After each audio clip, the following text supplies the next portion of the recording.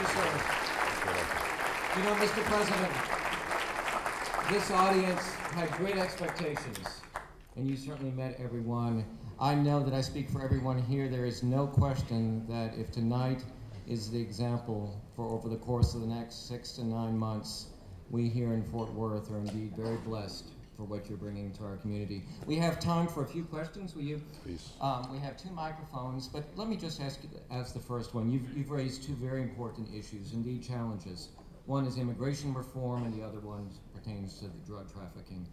What gives you any sense of optimism that the U.S. Congress is going to be able to act on either one of these issues? I better put my expectations on Mexican Congress. No, let me tell you, and we'll raise the microphone for you now. I highly respect President Bush, 43. We worked with very strong cohesiveness, friendship. We only had one difference that had to do with Iraq. But we worked on this commitment. Unfortunately, when we were about to have a solution, September the 11th came and priorities changed. Later, a year or more, we came back to the issue. And then President Bush told me, Fox, be patient. We're going into an election right now, and I cannot deal with that issue because it will affect the end results of that election. So I was patient, and I waited. Later, 1 year more, I said, President, now it's time that we tackle this issue. And I'm talking about the migration reform. And he said, well, right now, there's many other problems. Priorities are assigned somewhere else. And at the very end, the 6 years went by. After our first and only commitment that we had and came out from the summit meeting in San Cristobal, when we were both starting our administration, we came out with only one commitment, that we would go for an integral migration reform. Then I listened to President Obama campaigning, same thing. He committed that he would tackle this issue and that it will be solved. It's been now 3 years and nothing has happened. I don't know where the answer is, but it has to come. We have to sit down, analyze, and at the very end understand that migration is energy, is enriching, is an asset to all nations. This nation has been built by migrants all along. Anybody sitting in this table, sooner or later, looking backwards, will have a migrant heritage. We have to value correctly what this means. And I'm not for open borders, I'm not for disorder, I'm for the use of wisdom, the building of a framework that will make this issue a win-win situation that we need to meet the future and to meet the challenge coming from the East.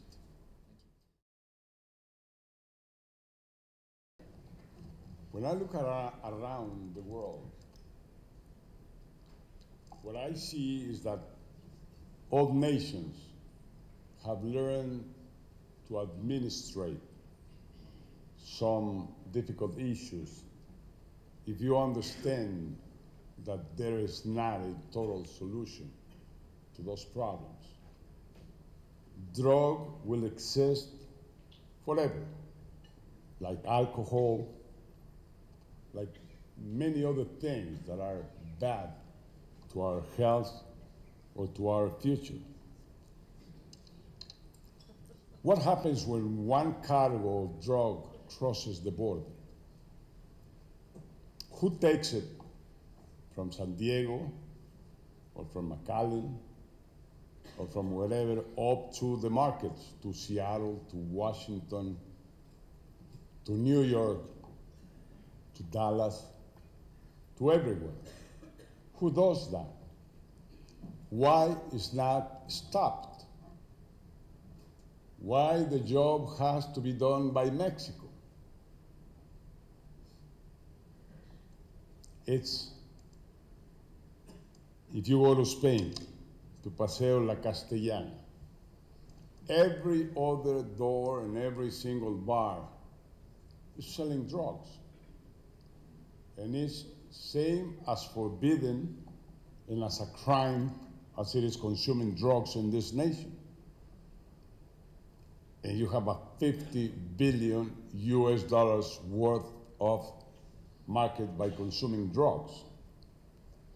So the question is it justifiable, a all-out war against these issues? Are we really going to be able to finish with it? Or we should rely on a moral, ethical, and political principle. We are created free human beings. And that's what makes the difference between other creatures created in this world. We're created to have free choice. God himself at paradise put the forbidden apple in a tree. And he said, you should not have this apple, but it's your free will if you wanna take it. But then you will meet the consequences of it. So at the very end, prohibitions don't work. Alcohol prohibition didn't work in Chicago. Abortion today is not prohibited anymore. It's in most of our constitutions now, letting people to decide on their own on that issue. Marriages among people of the same sex. Just 5 years ago, nobody could ever think about that happening. And now it's on the Mexican Constitution and it's on many laws around the same thing. Maybe we are in front of the last prohibition that we still keep. And we just happen to have selected drugs for that. Portugal decided to legalize 10 years ago. And there is a report from the Cato Institute in Washington, D.C., very reliable, respected. And it shows that after 10 years, drug consumption decreased by 25% in Portugal. So we have to start thinking about this. The last Gallup poll in the United States shows that 50% of American citizens would agree with legalizing marijuana to begin with. The referendum in California showed a 44% support. Presidents like Lagos, like Cardoso, like Cedillo from Mexico, intellectuals like Carlos Fuentes, institutions like the United Nations now are promoting the idea of sitting down and debating this so difficult issue. But at the very end, the question is, why Mexico? I mean, we are the only nation in the world with these killings. We don't deserve what we have. And I don't know if the day will come that a Mexican president will tell this nation, it's your problem, man. You hold the cargos in the border. You do it. You confront the cartels. So it's a complicated issue. But I trust so much democracy. Mexico is getting into this electoral process. It already started. And democracy always brings refreshing ideas, brings new leadership, brings new projects and programs, brings the opportunity to evaluate what has been done right, what is being done wrong. And in these next months, I'm sure that Mexico will come up with some answers to get out of this trap where we are and that we don't deserve to be in it. And to tell you that Guanajuato, I don't say is the safest place in the world, but certainly the chances are of you getting into a problem of violence in Guanajuato are much less than having an accident on Highway 1 here in the United States. The problem is that it's very visible. It's bloody. It's violent. But the frequency is not that much. And this might be the purpose of the cartels, to frighten people and to create that atmosphere that she pretty well described. And that's the problem. At the very end, let me tell you how I graphically explain this. I think that, like the Aladdin lamp, the genius came out and spread all over Mexico. Graphically, what we have to do is get the genius back in the bottle and close the bottle. The killings will continue. The homicides will continue, like in this nation, like in many cities of this nation. The drug consumption will continue. The drug production will continue. Look at the case of Colombia. At the very end, their big success is that they were able to disappear what was extremely visible, what was bloody, what was violent. But Colombia keeps producing the same level of drugs, keeps exporting drugs. And that's the part of the problem that we have in Mexico, the drug coming from Colombia. So it's very difficult to say this, but in a way you have to administrate like you do here. Tolerance, closing your eyes, and let things happen on an orderly way. Going to a holy war against this, putting the power in the whole of the resources of the state on this will not work. And maybe it's because I might be wrong, but I don't believe in Machiavelli saying that you gain respect by imposing power, by imposing fear. I believe in Loyola, the saying that he says you gain respect by love, you gain respect by dialogue and understanding among people. And we need to do that. Imagine, and I know I'm extending myself a little bit, but 50,000 kids have been killed. 15 to 25-year-old kids. Another 50,000 that killed them. And it's estimated between 50,000 and maybe 100,000 more that are working for the cartels for a salary that goes from $500 a month to maybe $1,000 a month. And for those people who have been killed, what period of time?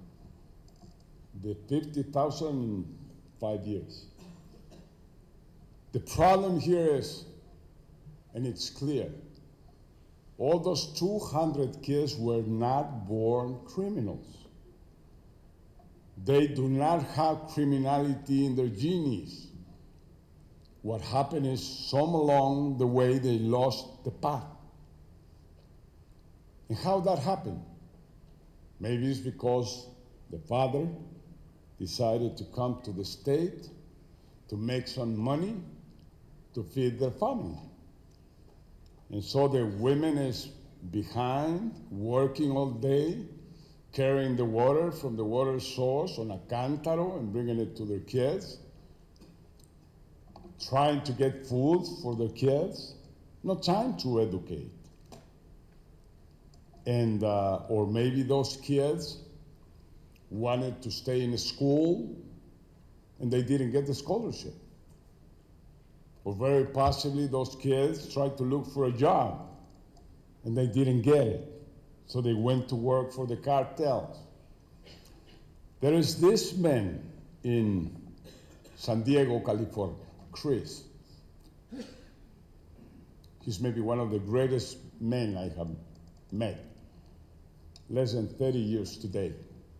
He was a gang member. He was a drug addict.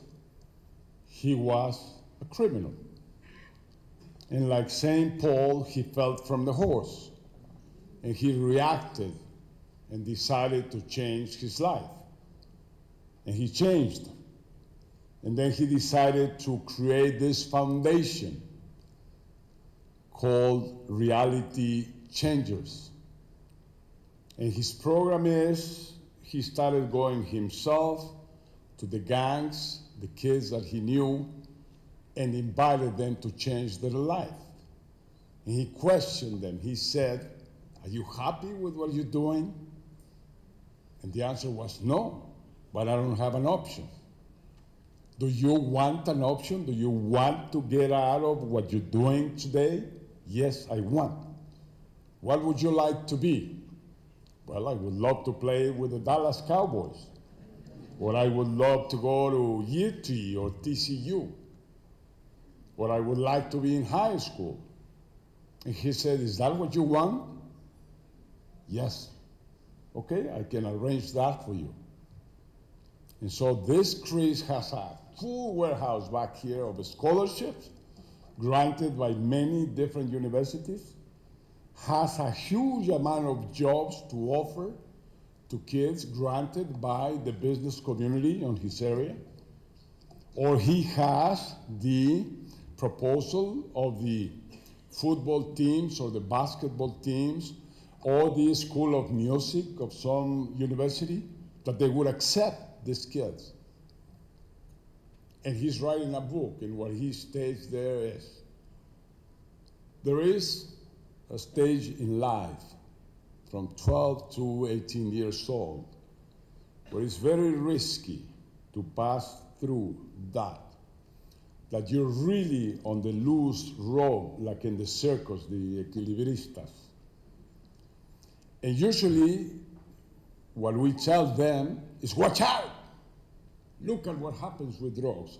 Look at the gang, they're gonna kill you. You're gonna have problems. Don't do this, don't do that. And he says, no, you just have to tell them, look at what you want to be tomorrow. Decide what you want to do, and I'll be with you. And you will go through the loose rope without falling down, because you're looking ahead, you're looking in front. And that's his philosophy, and it's working. He's gotten dozens, hundreds of kids out. We're partnering with him now in Guanajuato. We're starting in January.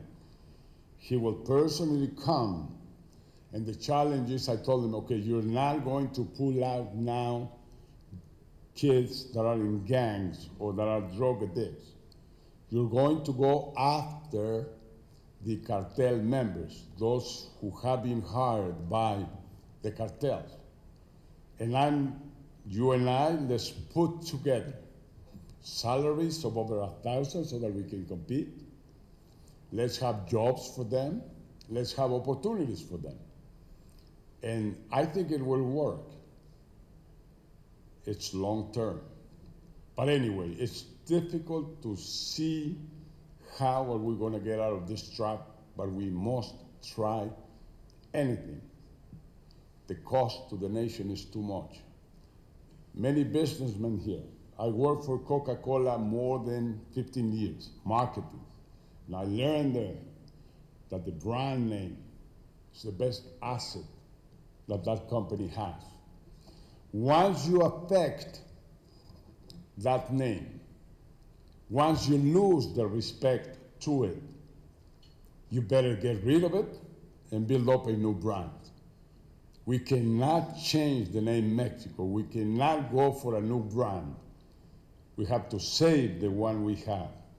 So we have to move fast and bring solutions.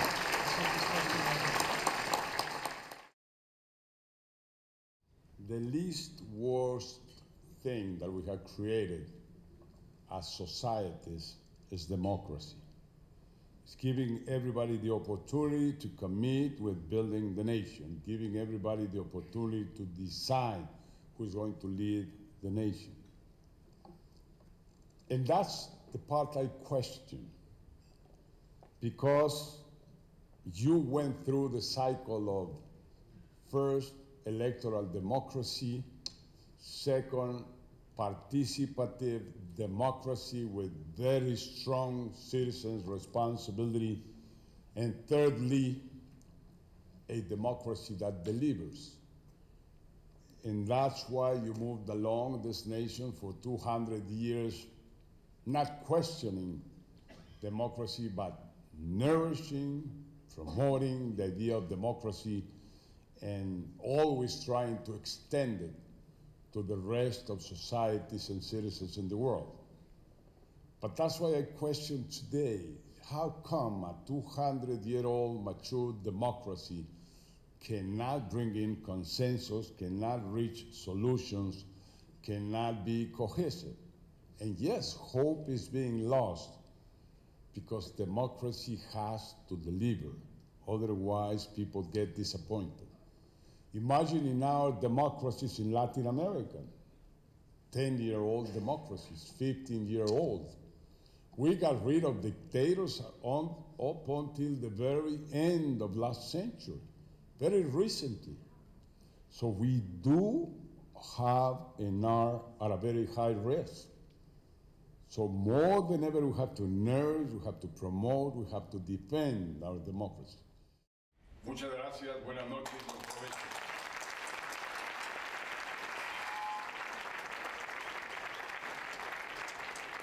Thank you very, very much. Let me tell you that on February the 15th, Vicente Fox will return to be here, and he will be bringing with him the former Canadian Prime Minister Chrétien. February 15th, please put it on your calendars. I know that both Vicente Fox and the Prime Minister Chrétien will challenge us, will stretch us, we can debate, and it'll be a very, very important time. And we will also fundraise both for your wonderful programs at the Centro Fox and for scholarships here in North Texas. Thank you.